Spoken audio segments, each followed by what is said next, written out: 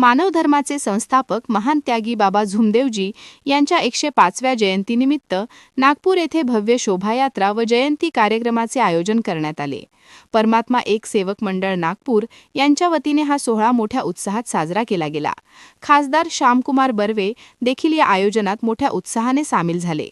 भारत हा बहुधर्मीय देश असून प्रत्येक धर्माचे लोक आपल्या धर्माचा प्रचार व प्रसार विविध उपक्रमांच्या माध्यमातून करीत असतात. त्याच अनुषंगाने मानव धर्माच्या माध्यमातून समाजात सत्य, प्रेम, बंधुभाव व निस्वार्थ सेवा यांचा संदेश पोहोचविण्याचे कार्य महान त्यागी बाबा झुमदेवजी यांनी केले. त्यांच्या विचारांचा प्रसार करण्यासाठी दरवर्षी जयंतीनिमित्त विविध कार्यक्रमांचे आयोजन केले जाते. 3 एप्रिल रोजी सकाळी 9 वाजता बाबांच्या निवासस्थान टिमकी परिसरातून भव्य शोभायात्रेला प्रारंभ झाला. ही शोभायात्रा टिमकी येथून निघून शहरातील प्रमुख मार्गांवरून गोलीबार चौक, गांजाखेत चौक, तिन्नल चौक, शाहीद चौक, गांधी पुतळा, central avenue road, telephone exchange Chowk, Chhapar Nagar Chowk, Ambedkar Chowk, Vardhaman Nagar मार्गे वर्धमान नगर येथील परमात्मा एक सेवक मानव मंदिर सांस्कृतिक भवन येथे पोहोचली.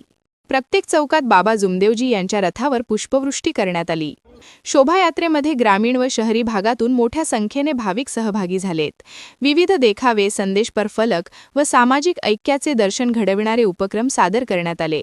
तसेच सेवेकऱ्यांच्या माध्यमातून मार्गावर ठिकठिकाणी पिण्याचे पाणी, फळे, प्रसाद व अल्पोहाराची व्यवस्था करण्यात आली. या कार्यक्रमासाठी महाराष्ट्रासह गुजरात, छत्तीसगड, मध्य प्रदेश, गोवा, दिल्ली, आंध्र प्रदेश, तेलंगणा आदी राज्यांतून भाविक मोठ्या संख्येने नागपुरात दाखल झाल्याची माहिती आयोजकांनी दिली.